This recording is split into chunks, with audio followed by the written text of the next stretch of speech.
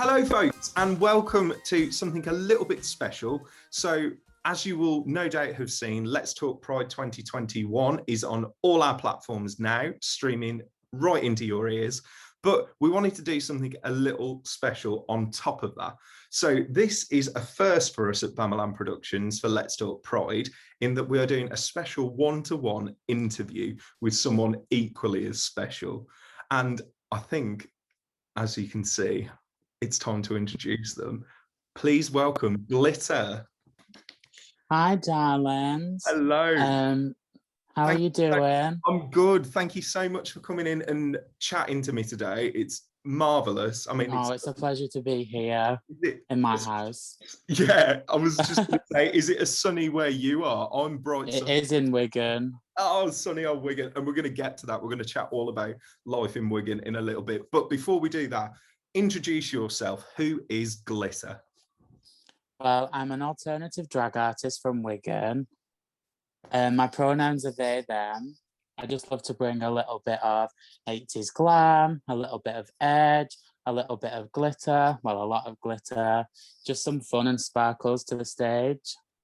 We love it. And this is super exciting for me as a drag queen myself to be able to, I know, especially with RuPaul's Drag Race at the minute, the idea and the sort of general sort of, I suppose it's from the straight world, the general consensus of drag is that it's just what you see on Drag Race, but actually, yeah, if you go to the gigs, if you go to your local venues, it's so much more, isn't it?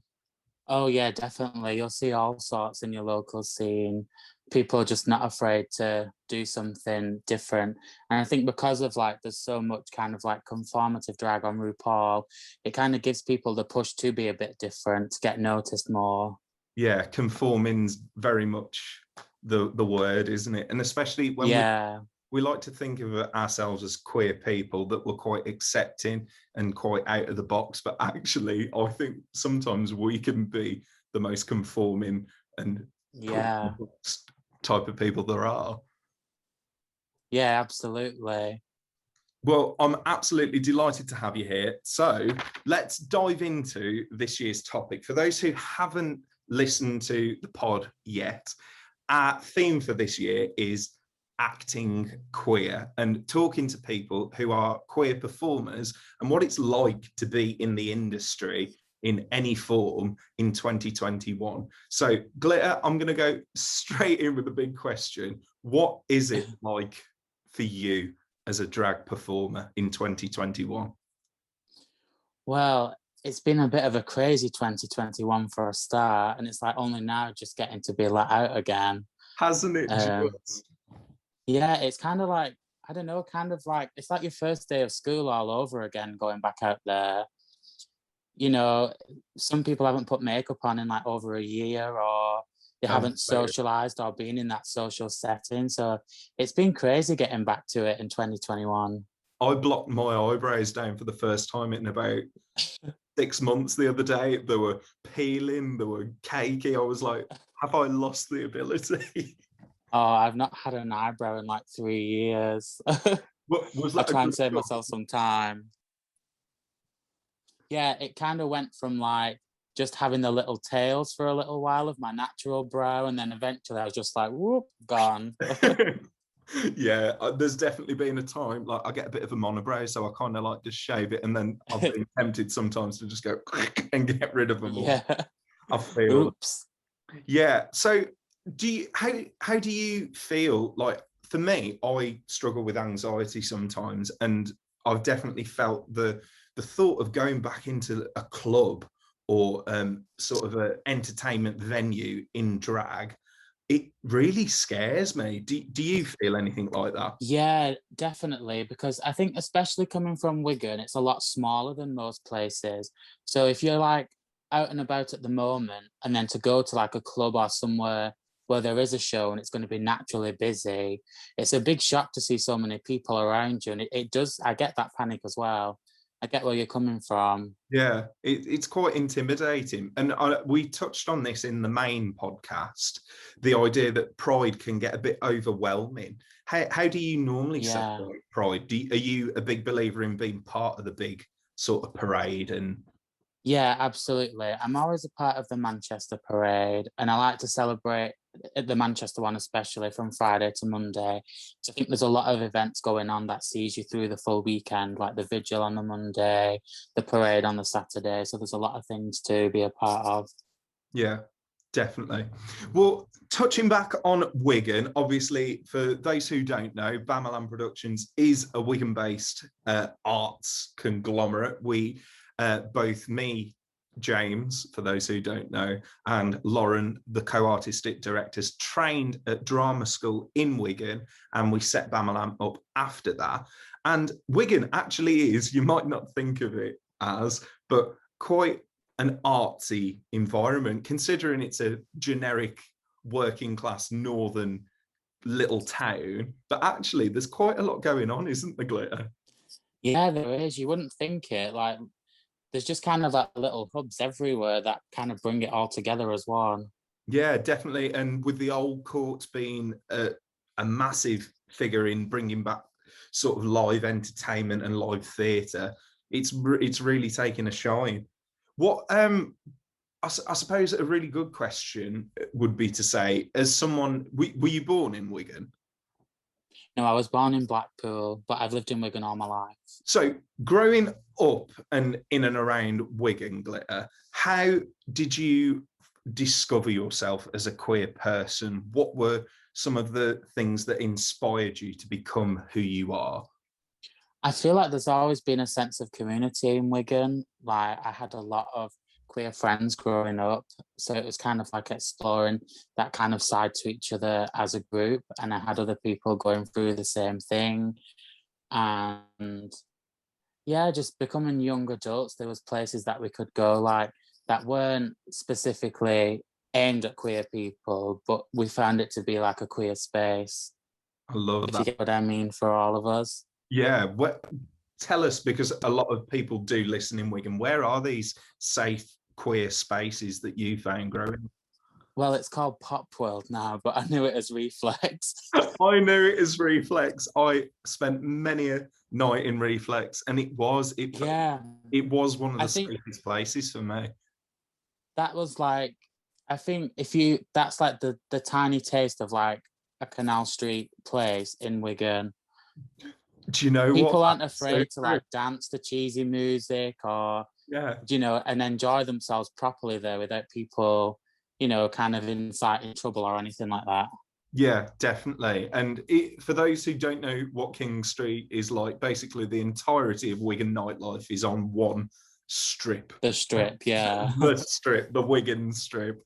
And yeah, Reflex, or Pop World as it is now, is right at the top. And you do feel safe walking in. There's bouncers on the door, and as soon as you'd always walk past it if you were coming from the train stations, and you'd always hear the music from there first, and it'd always be Whitney or something absolutely iconic, and you'd just instantly feel safe.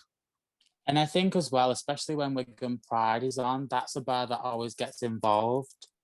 They're always the ones to kind of like promote something to do afterwards, like the adults or specials that weekend. So they are kind of promoting it as a safe space for that. Yeah, definitely. And while we're on that topic, I suppose it leads nicely into inspiration. So these kind of safe spaces allow you to explore being queer a little bit easier.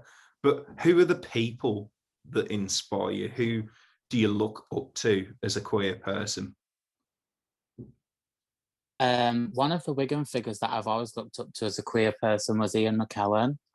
I just love him and his work and his activism throughout his life. And it's kind of like a special thing that he comes from Wigan. He's always around during the Wigan Pride scene and, happy to meet and speak to people and listen to what they've got to say. Yeah, it's so beautiful that he actually appears at Wigan Pride as well on the occasion. Yeah. I missed him when he was last there. Was it 3 years ago? I can't remember. Yeah, I think it was the first one or the second one that he came to. Yeah, and I was gutted, but yeah, He totally. literally just spent hours walking around, meeting everyone and listening to what people had to say, and it was a really nice experience. Yeah. And it's so, for me, it's so good to see someone of that generation so openly queer and Yeah. almost leading the charge. Like, even in his 80s, he's not sitting back and letting other people speak for him. He's out there, he's protesting. Yeah, he's carrying on the message that he's always given. Yeah. He wants to keep doing it, which is a wonderful thing to see. Yeah. Anybody else? Anyone a bit further afield than Wigan? Anyone on TV or in film? I suppose recently, not so much growing up, I've looked up to the Boulay brothers. They're an LA-based drag duo, and it's kind of like a RuPaul, but for like alternative drag, if you're not familiar with it. And they basically showcase and extremely push a message that all drag is valid and that everyone can do it, no matter, you know, anything about that age or shape or size or gender, that everyone can do it. So I think going through drag as an adult and enjoying it, like with that kind of message and those people to look up to on the other side of the screen, telling you that it's okay to do this. Whereas other TV shows are kind of like, we only accept certain things. Yeah. It's very unfiltered. Yeah, I love that. And I think another thing that we discussed in the main podcast, for those who haven't listened, was this idea that queerness has to be related to sex, and it has to be related to people with amazing bodies who are almost unrealistically perfect, when actually a lot of queer experiences aren't that. They're regular, normal, everyday people who aren't amazing at this and hypersexual and going and sleeping with this and that. And yeah, that really ties in with that. But I think what I'd love to ask you on that, as a drag performer, what has been your favourite queer performance experience so far? Has it been in drag, or has it been something a little more closer to you out of drag? My favourite experience like that was in Scotland. So I hadn't been to Scotland before to perform, and then in 2020 I did a full week of shows in Scotland, and I did a lot of like the small kind of like bar spaces where you're really up in front of these people, and it was just so nice to get to meet all these new people and meet people from a different place that shared a lot of common interests with myself. And it was so nice to see some of them knowing who I was and my art before I'd actually met them before. And that was a really warming experience that I loved. That's incredible. And to go so far and be recognised, I bet that was a strange experience. Yeah, it was. I mean, that's such a positive experience. Well, I suppose, let's touch on the negative a little bit. Do you get much of a negative reaction to what you do as a drag performer? Do you get anyone who doesn't understand, maybe? Yeah, especially I think the older generation that do drag, they're people maybe like 40 something plus. A lot of them, and there's nothing wrong with having a regular job, you know, a regular slot if you're a DJ or anything like that. But a lot of them, I think they kind of hate to see someone that doesn't look like them doing other things, because to them, maybe that's not that style of drag. Maybe it's the shoes that you wear or the way you wear your makeup or carry yourself. Because they've been doing that kind of style for so long, they think, you know, this new style isn't good. A lot of them don't like to see the change. So I have had a few negative experiences or a few snarls where people who already are in those bars are like, you know, look at that kind of thing. I've heard a lot. It makes me sad, because at the end of the day, we're all in this queer space together. Exactly. There's enough room for everyone else. No one's going to steal the spotlight. We can share it. That's such a good way of looking at it. I think it is down to being threatened. I think that new people are going to come and take these gigs away from them, when actually, exactly like you say, No, it's about sharing that space. It's having the new and the old and coming together, and who knows, making something together that's beautiful. I think that gets Absolutely. those are all amazing points. So what I'm going to ask you now is, as a queer person and a queer performer, where do you see yourself in 10 years? And what would you like to see change? Oof, in 10 years, I'd like to see regular slots up and down the UK. I do want to spread my kind of message and my style of drag to other people. And in 10 years, I'd love to see everyone being accepted for drag, you know, all types, because it's a lot harder for people like drag kings, non-binary artists. A lot of them, it's hard for them to express themselves because there's so many people judging them before they even get on the stage. So I'd love to see, like, in 10 years' time where that doesn't exist anymore and they can get on stage, you know, just like a drag queen would, and people would sit and listen and be ready to watch. Definitely. I love that. And I think we asked this question again in the pod last night, and I think it's just so doable. I think everyone thinks these big queer changes can't happen, but I don't see any reason why they can't, especially when you've got to revert it back to RuPaul's Drag Race again. It is amazing that we are seeing change there in a well-established format, and we are seeing non-binary queens like Bimini, like Ginny Lemon on the UK version. Yeah. You know? And I think, well, I saw Bimini in an online cabaret show probably a month or two back now, and there were people like Chio on there who trans queens, and like Got Mick for the American version. We're seeing so much variety come through, and I really do think it's opening people's eyes. And like you say, in 10 years, if that can open even more doors for even more diverse queens to come through, Absolutely. And it's still good that RuPaul is available for the younger generation. It's really popular in, you know, young teens, so it's kind of spreading a really good queer message already for people so young as that. And especially if they can see the new changes that's already happening on the show. In a generation of new performers. Absolutely, and new allies, more importantly. I think we forget that sometimes as queer people, that it's not about making sure, not only about making sure our voices are heard, but people are educated as well. We I mean, I look back on my school journey, and I can't remember any big focal points where I came into contact with queer content. I think the classic example is sex education. I didn't do anything about. I didn't know. Me neither. It's insane, isn't it? And Molly, one of our guests in the main pod, brought up that there's been new legislation that works in LGBTQ content, but it has a stipulation that it's at the discretion of the school when it gets introduced, and it's only for queer sex education, which is strange.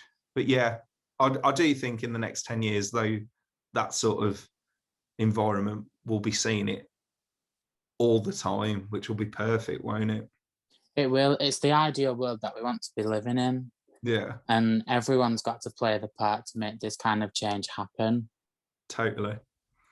And on that note, I think this will be a beautiful way to finish. Can you give us a golden nugget of wisdom that you'd like to impart to everyone listening today? What would be your one bit of advice about being a queer person, about being a queer drag performer? What would it be? My advice would be to not take yourself seriously for a single second. Enjoy every single minute that you've got with the people that you're with. Just do what you want to do for yourself, and just ignore anyone that's going to put you down. Just do it. Beautiful. Well, thank you, Glitter. A massive round of applause. I wish there was more people. In fact, let's try and put one in. Big background cheers. It'll be perfect. It's all in the edit. It's always in the edit.